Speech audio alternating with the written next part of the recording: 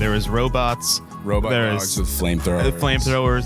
You learn so much from going from selling clothes on the side of the street to opening a store, seeing success there, doing like shopping experience videos with like NBA players and NFL players. I actually have a gift for you. Oh no. Here's a pack of wieners. Yeah, it's stuffed dogs, chili cheese, never had them, Oscar Mayer. Have you ever seen those hot dogs? I haven't. I get so many DMs, people sending me someone using my sound or someone using the concept of this or that. And it's like, yo, they're stealing from you. I'm like, dude, I found inspiration from a video I saw and then used it. And I think it's not that deep. I think everything's free game. At the end of the day, I love the fact that people send my videos to other people because that's what I do all the time. It's a fun part of like relationship now is just like sending each other funny videos.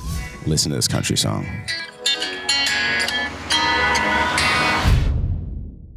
Hello and welcome to the Explore Nash podcast. It is good to be back in the game. It's been a long time since we've released an episode, and we have a killer lineup over the next 10 weeks.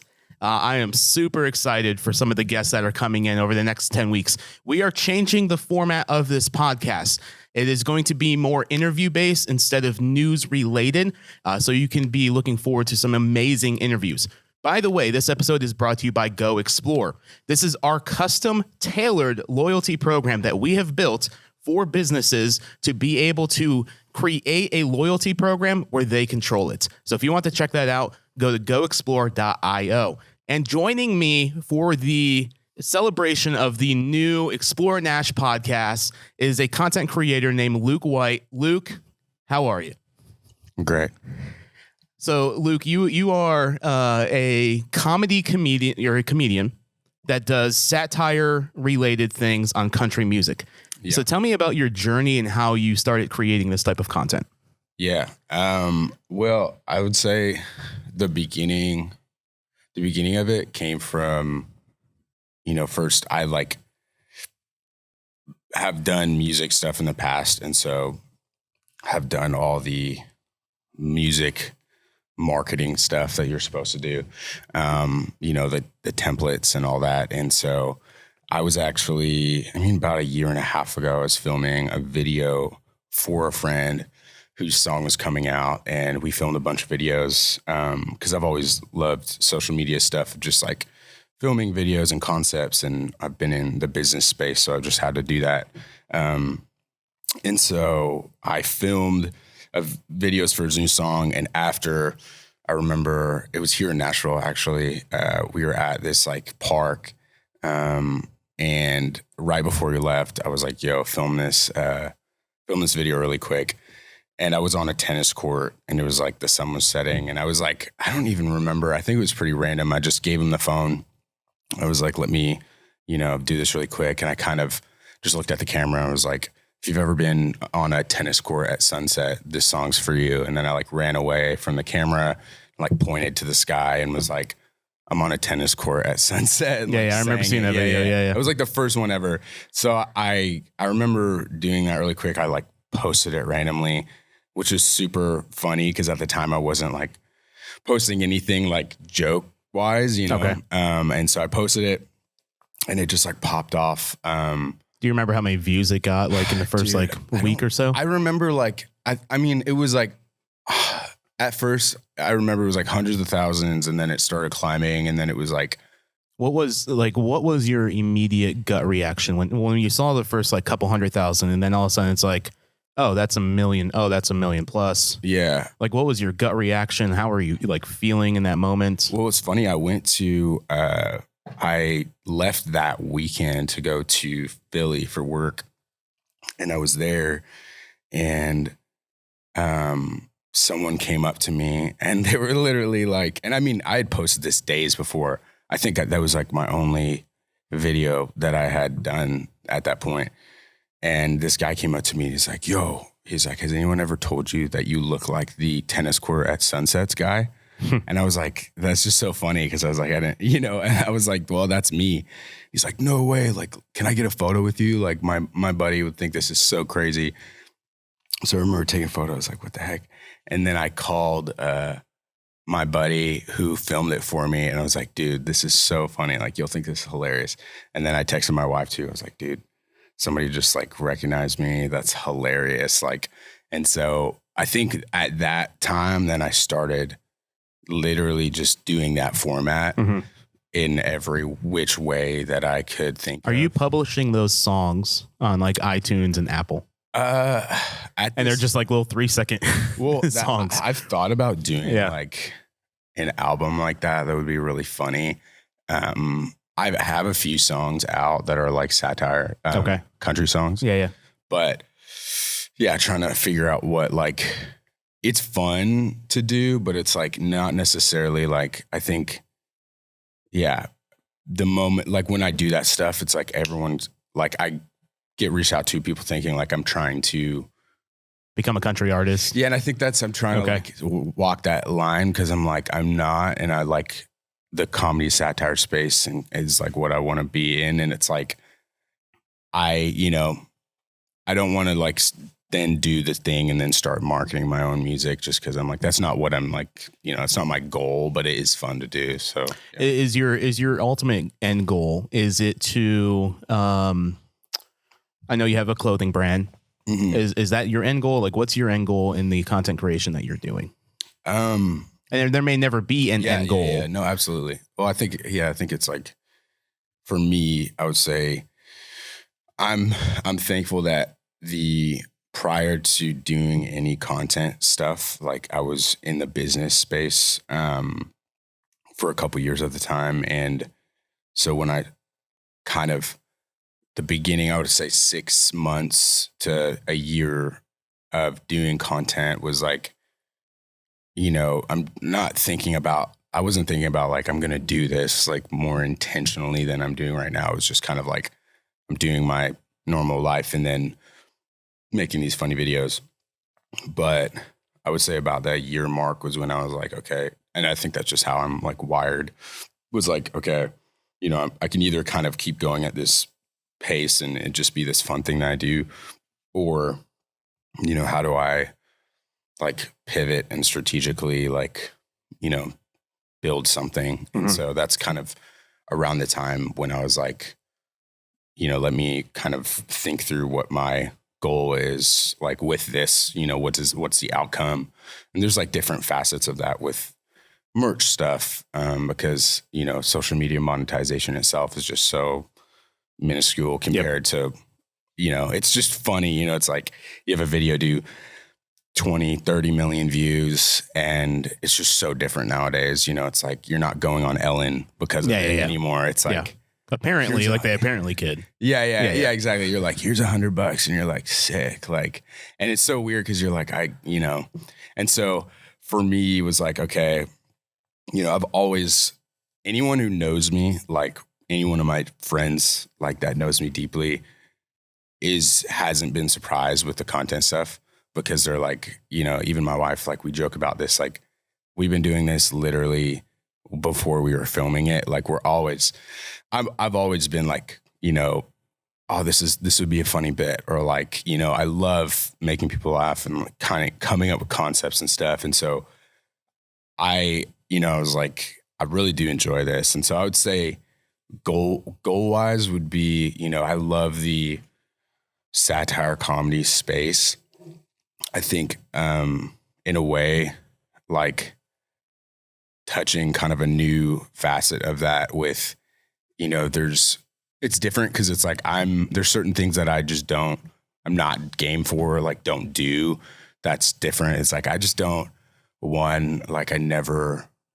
I think most of your comedy stuff I've seen has been clean. Yeah. So it's not inappropriate. I think that's the thing, is like, I don't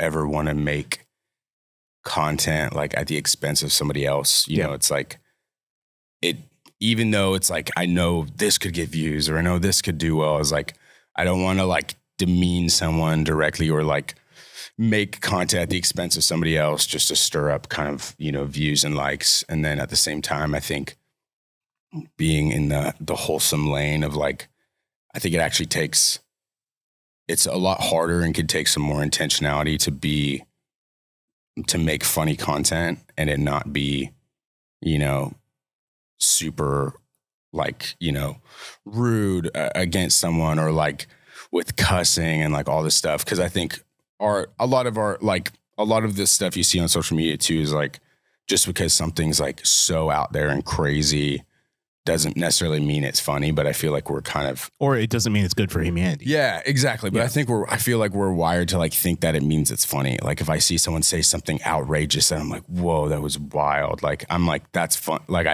we're kind of wired to think that the crazier it is, the funnier it is. But I'm like, you know, I would say some people that I really love in the content space, I'm like, they know how to actually be funny without, you know, doing that, which I think is just a different skill set. But I would say like, I love interviewing people, like doing like the template that I told you that I'm doing right now. Like I love interviewing people, working with people. And then I love the production side of like on the back end, like I regularly am writing concepts for friends or people that I work with. And then even like I told you, I was in Florida this weekend. Like, yeah, your Instagram stories. I was like, that is a bizarre weekend of whatever you're doing. There was robot dogs with flamethrowers. There was that little lifted tractor. And I'm like, that seems like a good like redneck type weekend. So yeah, no, it was fun. But yeah, I think writing, I love like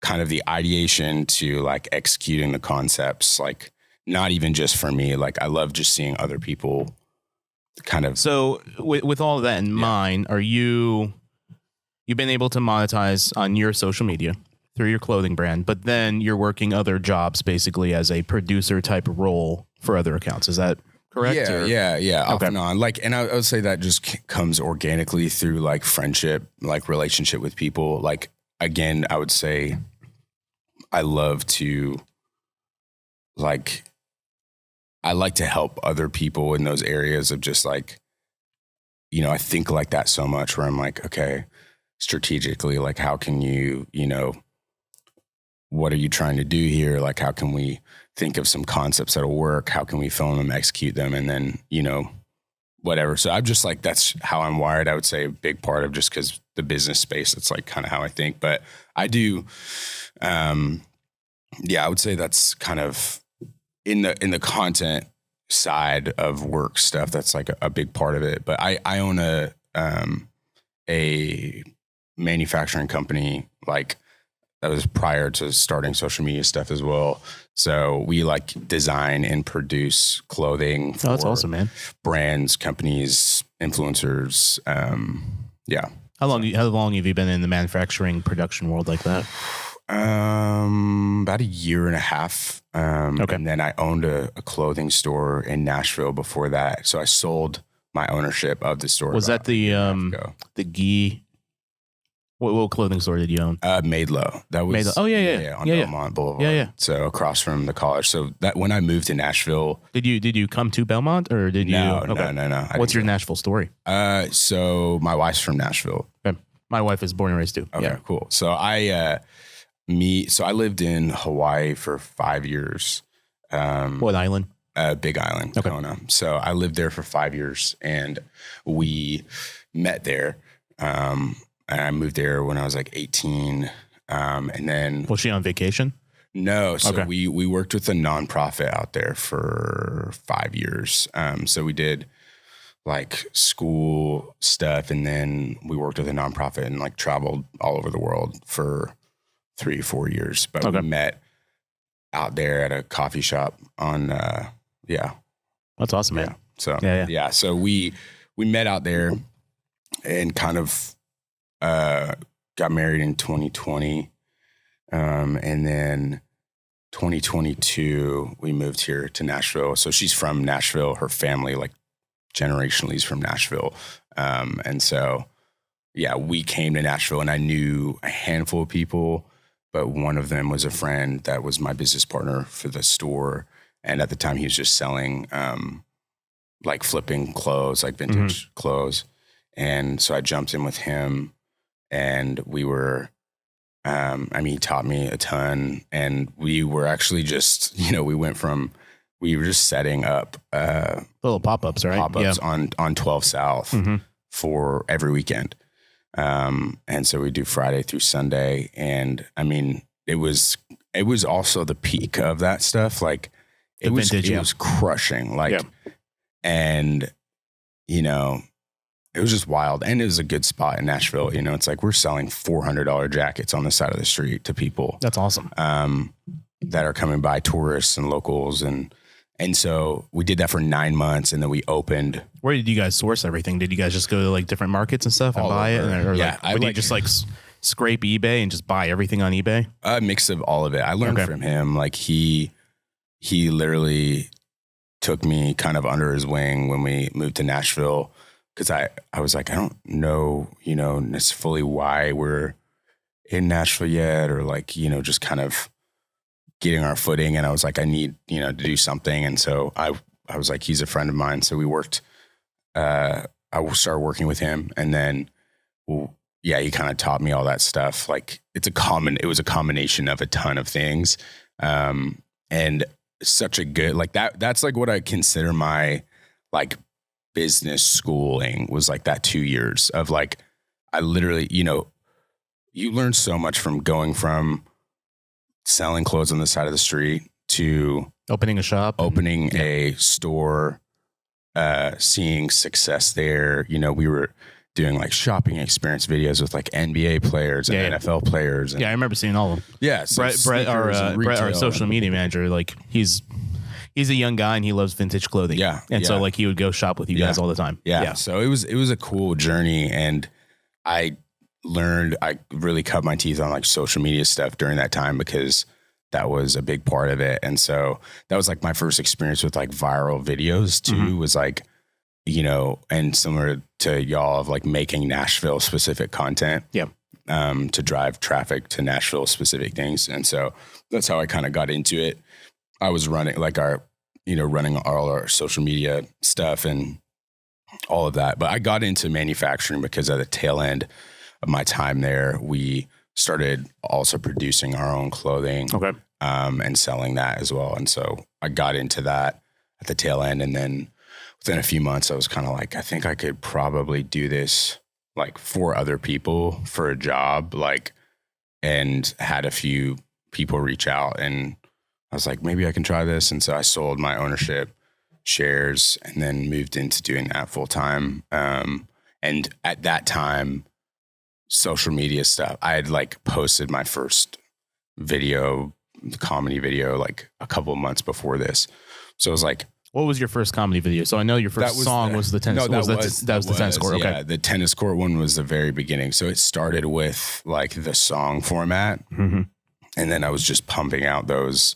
My favorite recently has been your travel hacks. Yes, where it's the clear bags, the freaking spaghetti in the toilet, and then that video was hilarious. Yeah, the amount of hot dogs that you go through for videos, which I actually have a gift for you. Oh no. Here's a pack of wieners. Go. Yeah. So it's stuffed dogs, chili cheese, never had them, Oscar Mayer. Oh. Have you ever seen those hot dogs? I haven't. So, there we are.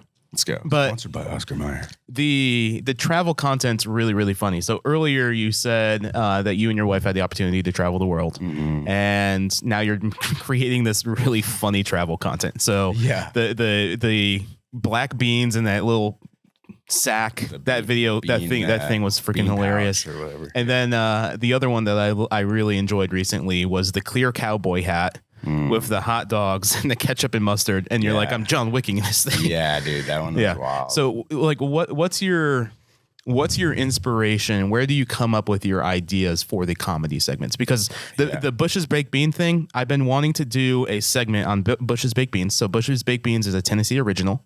Dude, it started here over in East Tennessee, and Mountain Dew did as well, and so did Lodge Cast Iron, and these massive companies. And so the video that I've been wanting to do is I'm in a tub of Bush's Baked Beans.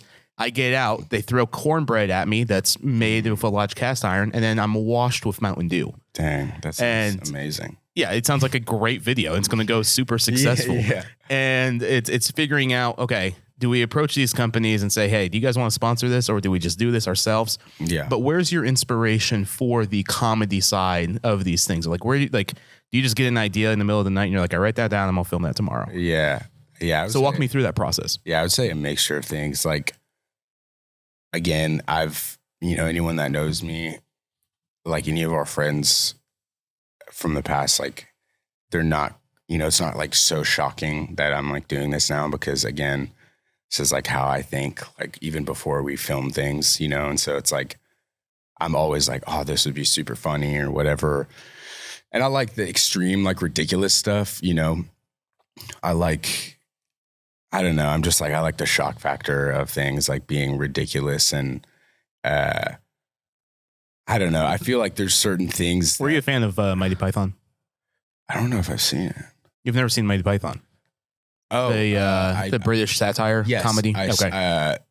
I've seen one, the Holy Grail. Yes. Yeah. It's amazing. Yeah. Love it. Yeah. Okay.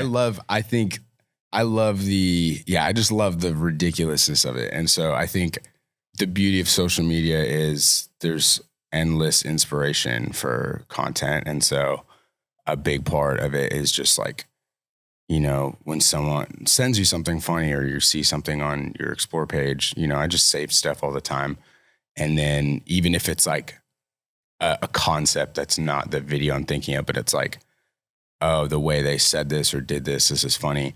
I would say the most beneficial part of satire is you have endless inspiration. Yeah. Oh yeah. Like, and you could be satire about anything. Yeah, exactly. Yeah. And so I think my niche has become essentially taking content that I see that's like serious, that everyone can relate to seeing. Like we did those, then they probably to this day, I would say the most like viral video series that we did was the chiropractor video. Oh, dude, you and Crazy Man, like freaking, it looked like you were in an abandoned house. Yeah, no, what we were building, we were literally demoing my friend Zach's house. Yeah. That's awesome. And like you took these pieces of plywood and you did that thing went like ultra viral, right? Like you like collectively like over like 200 million views. Oh yeah, more than that. Like it was, and that was so funny. Like because that was right at the beginning too. And they were funny. Yeah. Oh, dude, it was so fun to make. But like it was so weird because it was like they were just crushing, 50 million views, like, almost. Okay. 50 million views. How much did you make? $10? Actually, no money on any of those. Because we're using different trending audio? No, it wasn't a minute long on TikTok. So and I wasn't monetized on Instagram yet. But I was like in the middle of all that, I was like, dude, how can I make this? How can I monetize from it? And so I made the only video on TikTok that I got paid from was I made a compilation of the chiropractor videos. Okay. So it was over a minute long.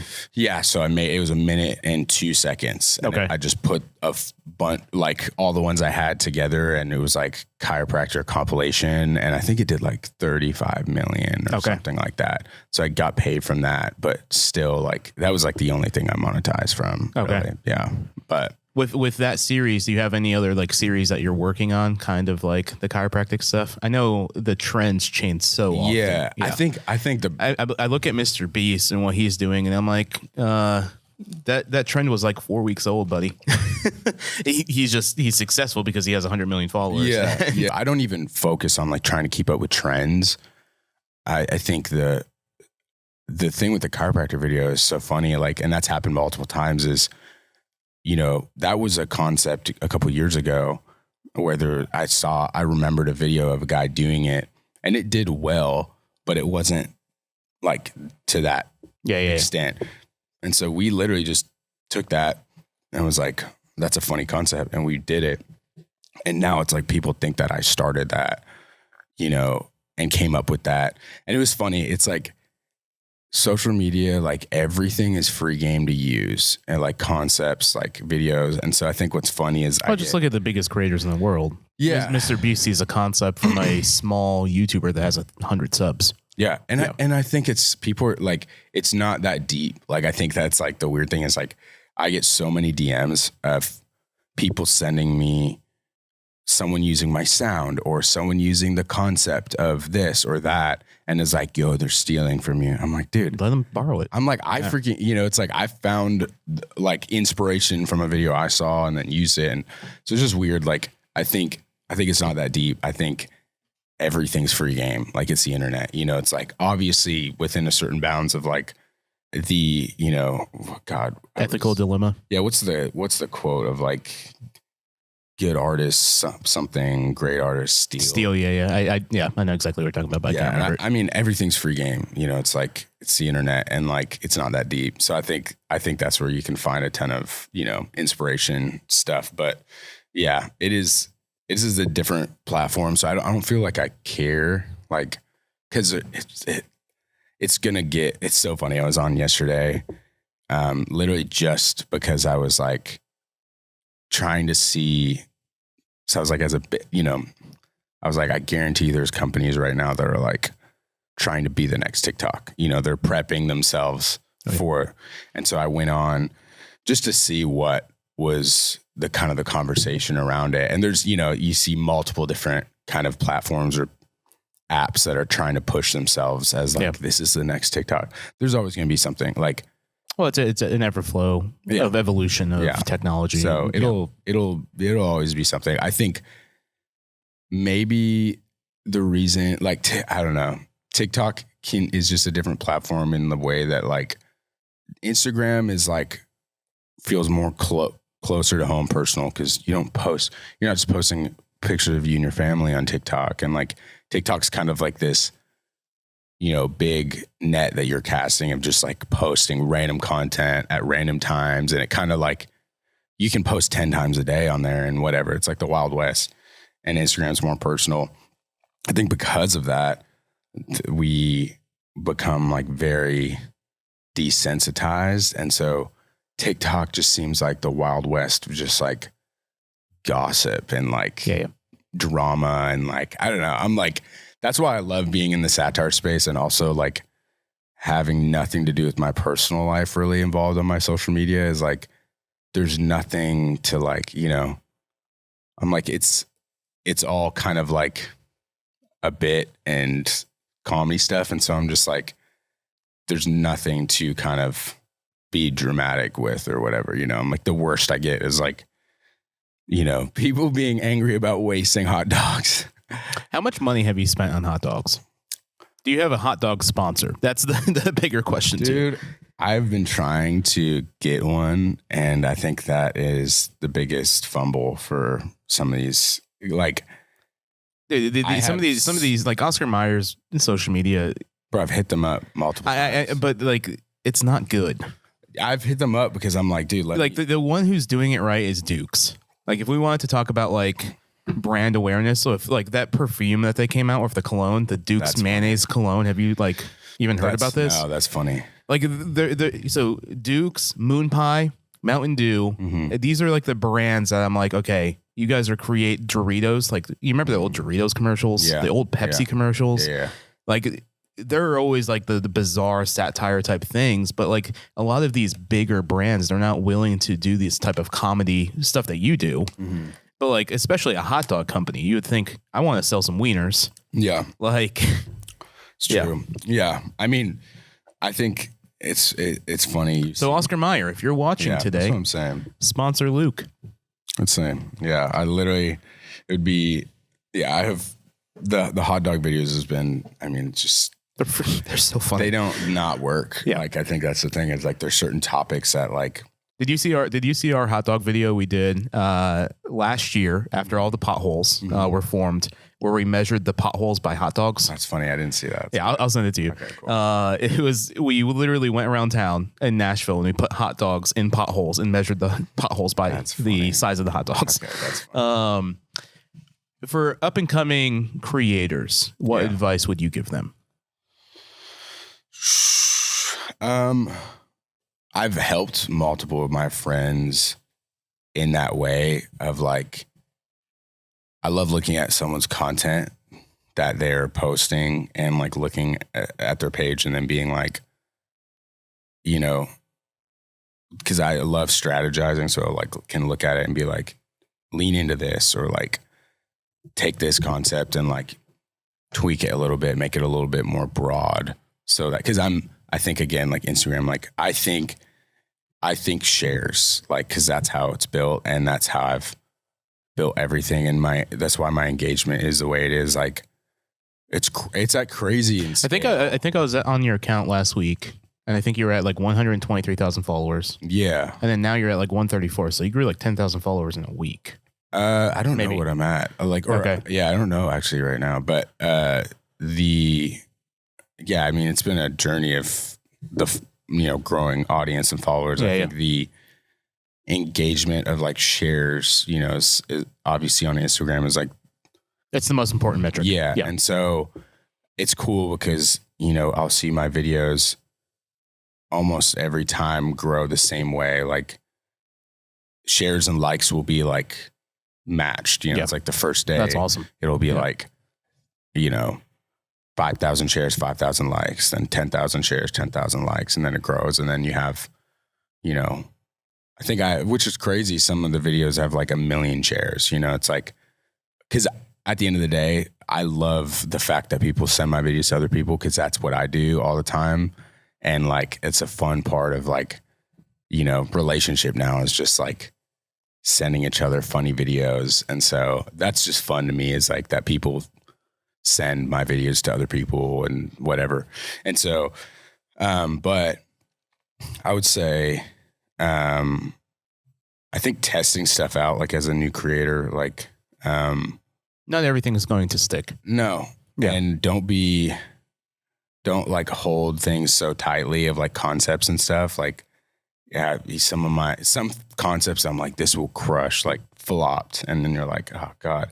Then some things that you're like, like, this isn't going to do well. And then all of a sudden and then it does well. And so testing, like, just like anything, again, it's like very, I think maybe business, mindset wise, but it's like, testing concepts, analyzing, like being able to look at what worked and performed. And I think engagement is like huge. It's like what every video, whether it's dumb as a, hot dog video, or, as serious as like, a real like podcast, clip that's about something serious.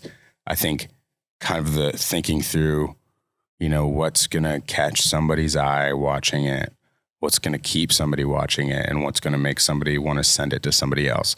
And so you kind of have to have like an end goal with the video. So like even my short, 10-second videos, like there's a hook, there's like a waiting for the punchline, and then there's the punchline, and then you laugh, and then almost instantaneously, that's kind of like how things work now, is like you see a video, you laugh, and then you just click the send button, and then you go to your friends and like send it. And so I think Instagram is, which is smart for them, is like it causes you to think like, I hear people give this advice all the time, mostly literally the people that have the massive platforms now, millions of followers, and they're like, don't think about anyone else. Just make what you want to make it for you. It's like, and just post what you want to make. And I'm like, I get that. Like, and it sounds cool to say that, and it sounds super like humble to say that, but it's just not real of like what most of the time what social media is for. Yeah. It's like my page, like if I'm a creator, it's different. If I'm, even if you're not a creator, it's like you post photos of stuff you're doing in your family. Like it's usually for the sake of, the sake of likes, connecting with your friends or people that you know, and then them being able to see what's going on in your life. If you're a creator, you're creating content for other people. Yes. And so I think it's just like, that's where we get kind of like, too deep thinking, is like, you tell that to a new creator most of the time and they're like, okay, sick. And then they, are kind of stuck in this rut of no growth. But they're like, well, and then they kind of get bitter towards successful creators because they're like, man, well, at least I'm being authentic, you know, at least I'm being myself and not like selling out and blah, blah, blah. And I'm like, okay, I get that, like, you know, concept, but I'm like, I think social media is wired to be for, you know, other people, bringing people together, sharing with people. And so for the sake of that, it's like we create content for other people. It'd be weird to say, you know, being a movie producer and being like, I'm going to produce this entire movie for me. It's just for me. You know, it's like, but which some people do. Yeah. Some people do. They need a tax write off. And so they're like, I'm just going to make this movie. Hey, people do. But I think the concept is for other people. And so I think like the concept of bringing value, even if it's like, you know, people are like, oh, you know, it sounds dumb in my space where it's like bringing value, like whatever, you know, like. Oh, you are bringing value because you're getting to, you're meeting a psychological need of relief, especially with all the news crap, like all the stuff in the news cycles. And like you're bringing that. So yes, you are bringing. Yeah. And I'm like, it sounds corny sometimes to be like, you know, I'm, you know, bringing value to blah, blah, because like, you know, obviously. Is your content radically transforming lives? No.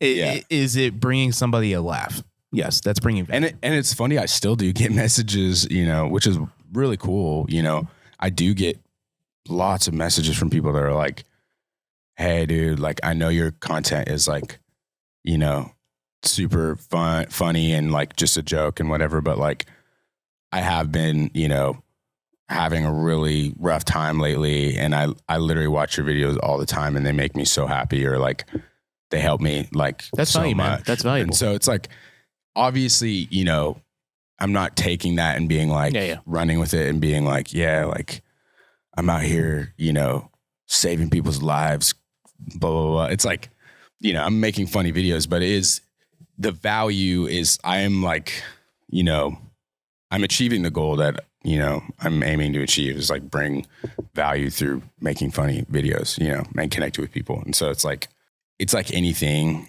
but if you don't have a direction or a clear, you know, goal, then it's just going to be random. And I think that's like you know, if you're too broad and you don't really know what you're doing, then it's like, you have to give people a reason to follow you too. Is like, I know tons of people that have tons of viral videos, but don't have, you know, have 5,000 followers. And it's, you know, they have sporadic viral videos. Do you think that's a lack of consistency on the page? Do you think that's, it's not their time? I think it's branding. Like, I made I was broad satire comedy for the first year of just kind of anything in that space.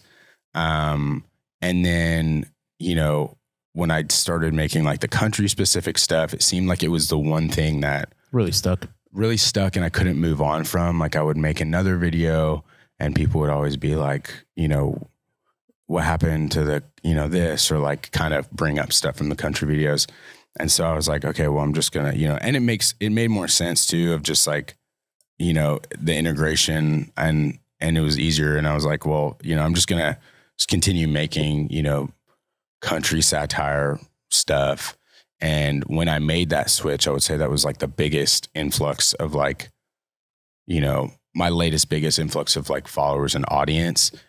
And it's because I had like an established brand, and you give a reason, you know, it's like, there's a reason for people to follow you. When was a moment that you experienced failure in content creation and in business? Dude, all the time.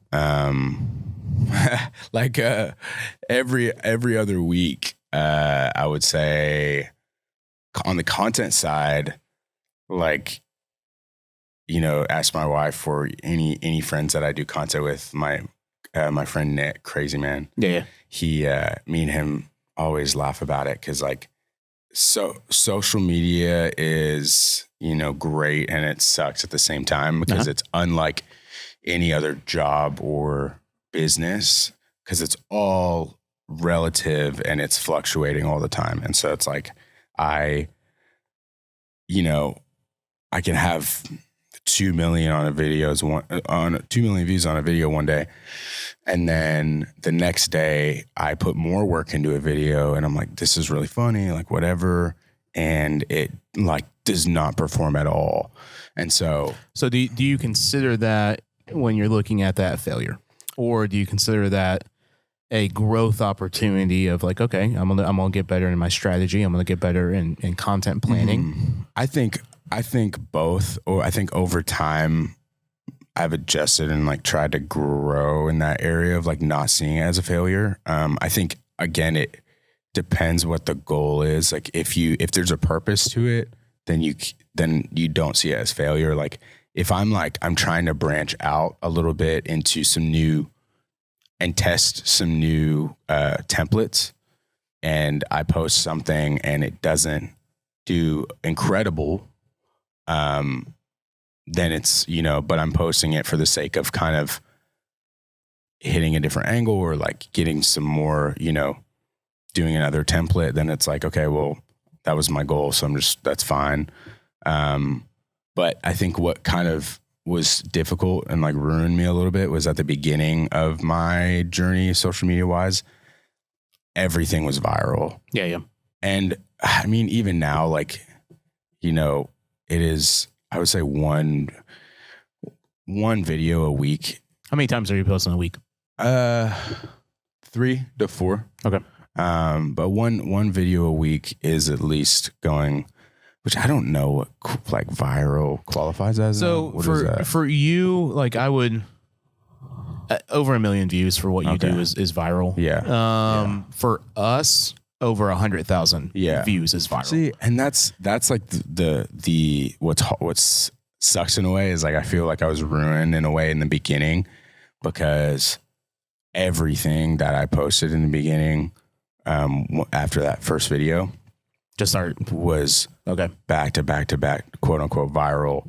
And then that went into the chiropractor bits and other bits. And so it's, and that's where me and my friend Nick like connected and we're kind of, would keep each other in line in that way of just like putting into perspective, like, God, we sound so like pretentious, cause you're like, yeah. And it's crazy. Like, I'm like, oh dude, that video got 50,000 views. Like that flopped, I'm like, cause you're measuring to the metric of like, it didn't get to the mass 3 audience. million views in a couple days. So I think, yeah. Yeah. We as a team, we always evaluate. So our mission statement is to create actionable content to allow people to experience their local communities. That's been our mission statement since day one. And so we evaluate through that lens, and then we have videos that may get like 20, 30,000 views. But if the end goal is our particular people that we're trying to appease, if they're pleased, it's good. Yeah, no, exactly. And it's interesting in our model of how we do this, but I see 2 tattoos on your hands. So I see hope and I see Abba. So how does faith relate to your journey and what you do? Yeah. I think for me, it's kind of the other way around where it's like, for me, it kind of starts there, it's like, and I think that's maybe just a part of my, journey and kind of beginning life in faith. I grew up in the church. My dad was a pastor. And, I grew up in that world. And then I think when I was about 12, my parents, we moved to a new town, like small farm town, and left the church. And it was just like, there was no talk about it, no explanation. Was there, did you experience resentment at that time? No, like, I think it was just like, I didn't know what was happening. I actually didn't really think about it. Like, I think I just didn't think about it at the time. It wasn't until later on that I looked back and was like, oh, wow, I didn't really understand that. But we moved, and then, what type of farm town? Like dairy, more like dairy. Yeah. And we actually moved to a horse ranch. And so we lived there, moved didn't go to church anymore. Didn't really actually talk about any of that anymore. And so then I would say from the time I was like 12, then it was like, I felt in a way like you're kind of like, I was like on my own to like figure things out a little bit. Cause, you know, I kind of had to like find my own community and like meaning in a way and like answer some of those questions myself. And so from, about that time to like 18 was pretty rough. Like, you know, it's like I'd say, you know, cause it's like a really important time, you know, like very formative years. Young man's life. And so I think one of the big, you know, questions that I'm trying to answer during that time is like, who am I and what is this all for? What am I supposed to do? And so I kind of turned to a lot of things to answer that, you know, like I had, a lot of older friends that, you know, late 20s, early 30s. And so, you know, those 6-7 years are pretty rough of just like learning, being like an apprentice of that, you know, of like being that young and getting into drugs and, you know, partying and, you know, being 16, going to strip clubs and like exposed to that world, like at that age. And I think because there was like this, you know, really deep inner question, I'm just like, especially as a guy, as a man, you know, as a young boy going into manhood, you're like, what's my purpose? What is a man supposed to be, you know, and these guys that I was, you know, they were, you know, I guess visually, outwardly, the epitome of a man, you know, it's like successful, cool looking, got the girls. And so I like, you know, that's kind of what I sought and did for, you know, a number of years. And then when I graduated high school or towards the end of high school, you know, one of just like the super low, you know, point in my life to, I was probably the most likely to never like leave, you know, or like never do anything or leave my small town either. And, at the end of high school, you know, closing things out, I'm like, dude, I'm not going to college, have no idea what I'm doing in my life. And I had a friend who had done this, you know, like essentially internship, like volunteer program with a nonprofit, like Christian organization. And they suggested to me and a friend of mine, like of going. And I was like, you know, at the time I was like, I have nothing going on. And it was in Hawaii and it started that next September. And I was like, I have no plans, you know, I have nothing going for me. I was like, that sounds cool. You know, I can go kind of party, you know, in Hawaii and live there. And I was like, that's kind of cool. So we signed up. I was like, let's go. So we went, and, you know, that was, 2017, September. And, you know, essentially you get room and board for, it's like this big university campus in Hawaii. And like they, you know, essentially cover everything. And so you're a resident, like like a resident and get to like volunteer on the campus of like, whether so the compensation package is the room and board. Yeah. And then there's like, you know, whether it was working on the campus coffee shop or, you know, doing landscaping, and which I'd done prior. And so I was doing that out there. So, it was, you know, it was nice out in the sun, like, you know, landscaping and stuff. And so I got kind of it was the first time since I was like really young getting exposed to Christian community. And, you know, and I grew up in church, so I kind of knew the drill a little bit, you know, where I was like, I know, you know, I kind of know how this goes or whatever. And like, but I built some really deep relationships. And, you know, it started to really impact my life, you know, little by little. And, I remember it was probably the end of that 3 months. I was like, I feel like I need to come back and do, you know, I feel like I need to come back and just kind of be a part of this community and do one of their schools that they do. And so I was like, okay, like, so I went back, it was like 6 months, so 3 months there, in like classroom kind of stuff and community, and then 3 months abroad, like mission trip kind of stuff. And so I went back that was 2018, January. And I mean, it just, it rocked my world, like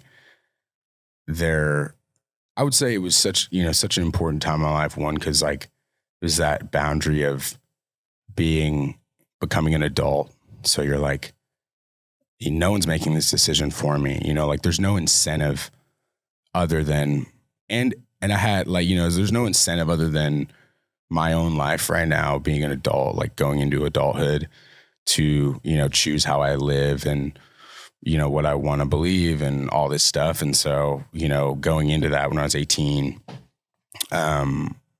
it felt like being exposed to a lot of just like community and beliefs and all this stuff. And then, it's like really having the choice to kind of, what do I want to, looking at my life of like, how do I want to live my life and what do I want to give my life for, because I think we all give our lives for different things. And, whether we think we have goals or values or things that we're doing, what we're doing for, we all do, whether consciously or subconsciously. And so, 18, 19 was kind of that range for me. I was like, man, I'd literally spent, a handful of years doing, and I think it was like confusing time because it was like, okay, everything that everyone around me and, a lot of just everyone in the world was kind of telling me like, this is what you're supposed to do and supposed to be as a man, or even like, it's such a lack. Yeah. Of responsibility of who we actually are created to be. Yeah. And I think I like had a real kind of moment of like seeing that, and I'd done all the things that everyone prescribed me to do that would either fix the way that I was feeling or make me feel fulfilled. And I was kind of just like, well, I've done all that. I literally lived like my 20s in, my teenage years. Yep. And I was like, that sucks. I have no desire to like do that again for, 10 years, like, and go to college and do that. I'm like, that kind of sucks. And so I started working with this nonprofit and, doing a handful of things around the world with, from like actual, practical projects of like,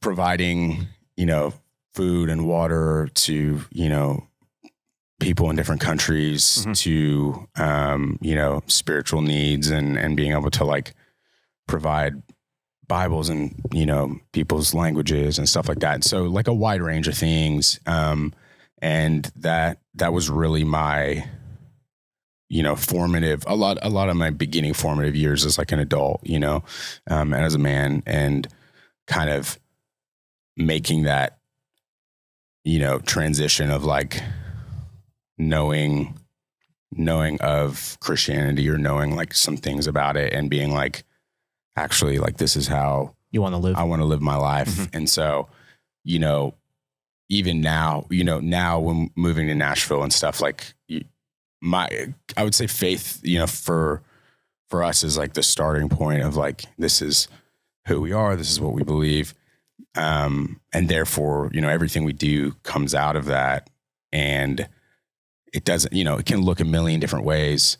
And I think that, so that's why at the end of the day, it's like, if a platform was to go or a thing was to cease to exist, it's like, that was never the goal. That's just like the vehicle or the outlet for, the time and, but it doesn't directly, affect, if that makes sense. But so with your journey to Nashville, so we'll do a couple Nashville questions and then we're going to finish with a song. Yeah. What's been like one thing that's really stood out to you about the city of Nashville? Like about maybe the culture, the food scene, something that's like, oh, wow, this is really unique only in this marketplace. which is nothing new under the sun. Totally. But yeah. it's not. Yeah, I know. Yeah, more unique, like stands out. It's so funny because like Nashville's the first city I've like, even though it's not huge, like to me it's huge. Like it's big. Yeah. It's 600 or 700,000 people in our metropolitans too. Yeah. I mean, we're the 25th largest to like, metropolitan. Other major cities are like, even I guess size wise of the city, not even population, just like, you can drive from one end to the other in, 15 minutes. And with no traffic, traffic, it could take you 2 hours. With traffic, that's a road trip. Yeah. Yeah. But it's so funny. Like it does feel like a small town, like it feel. I think that's one thing about Nashville. It's like super unique is the more I get involved in the community, the more that I'm present in places. I'm like, this city is so interconnected. It feels like 7 steps to Kevin Bacon everywhere I go. Yeah. I know it is literally. I mean, it's so rare that I meet someone that there's no sort of mutual connection with. Yeah.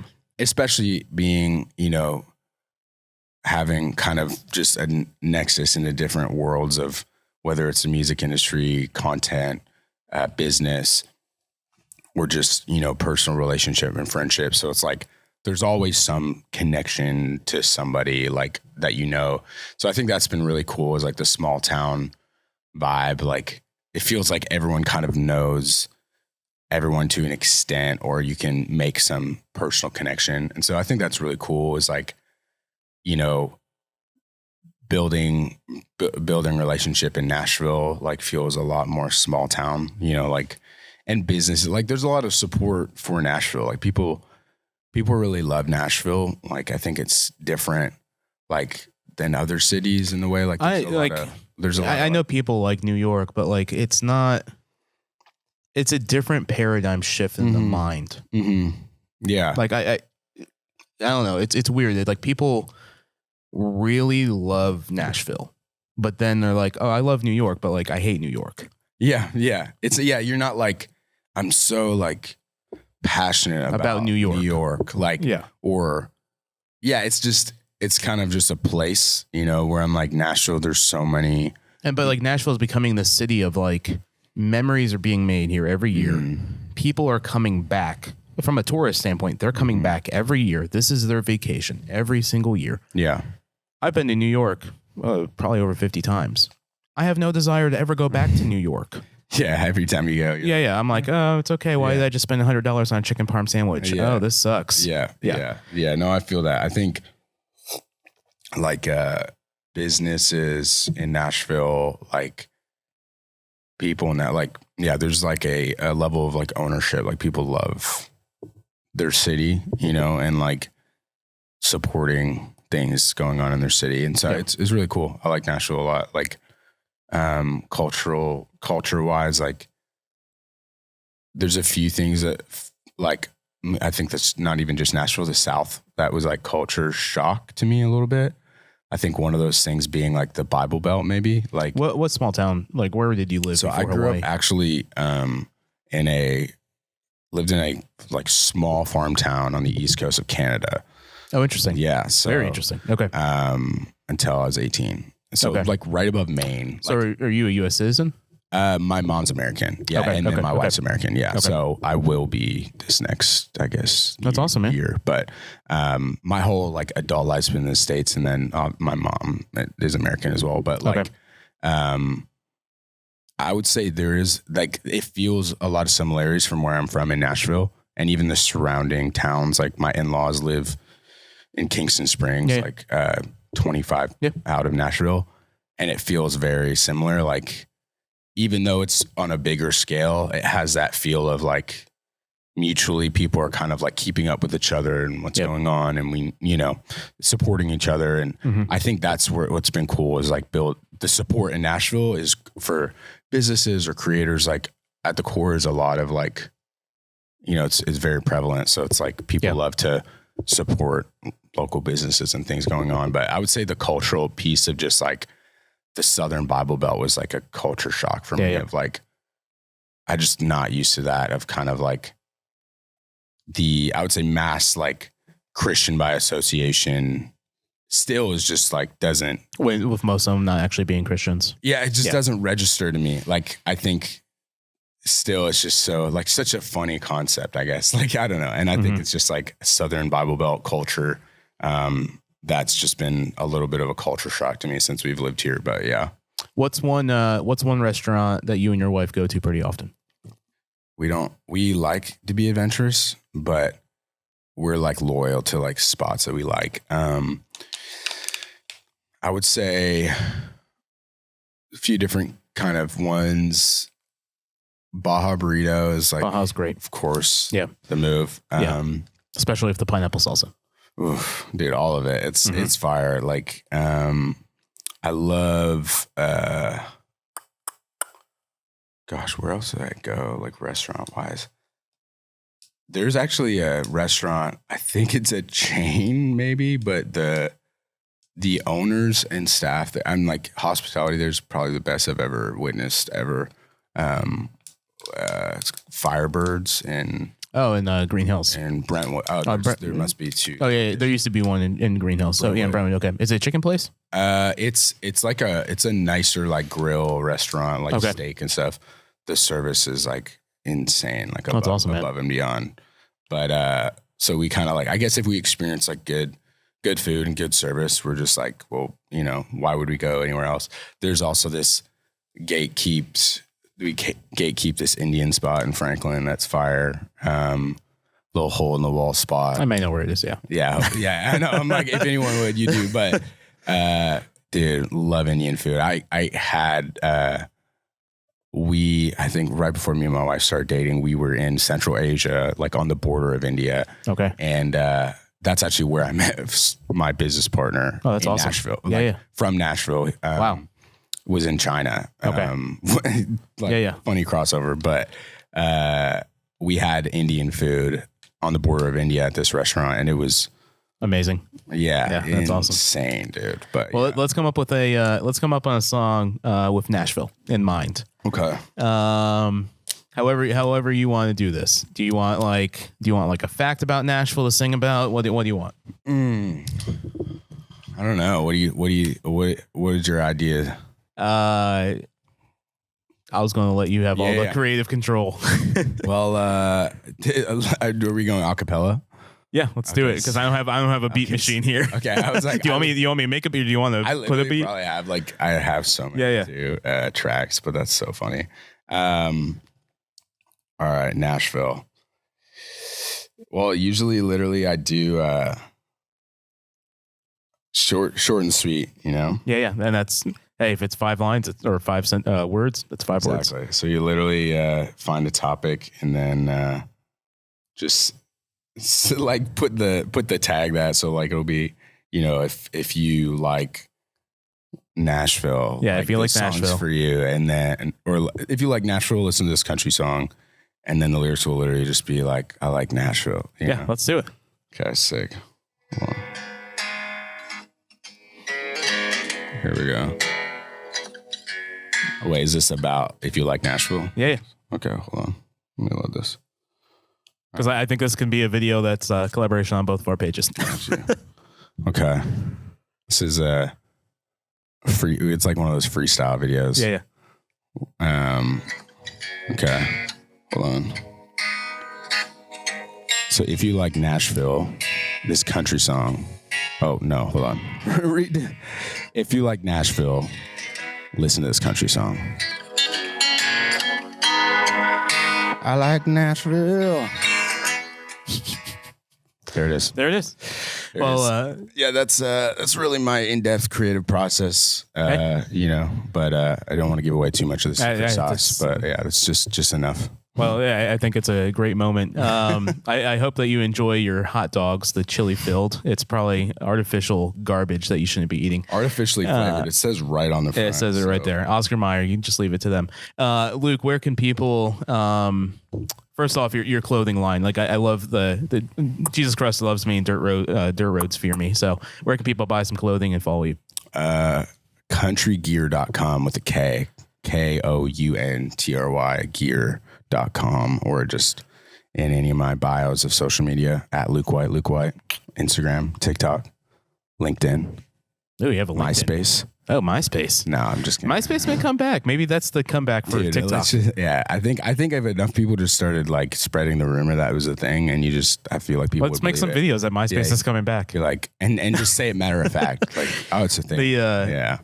MySpace was a fun platform. Who was your top 10 for friends on MySpace? I never got to use it. I just missed it. Okay. I just missed that demographic. Like, I don't even know. My wife literally asked me a week ago. She's like, "Who is your top 10 in MySpace?" Like so growing up, funny. I'm like, let me think about this. That's so funny. Yeah, I just at the beginning, first social media platform, I think was the beginning of Instagram when it was just photos, like random photos, which is so horrendous, just so funny. Yeah. But Well, Luke, thank you for coming on the show. thank you.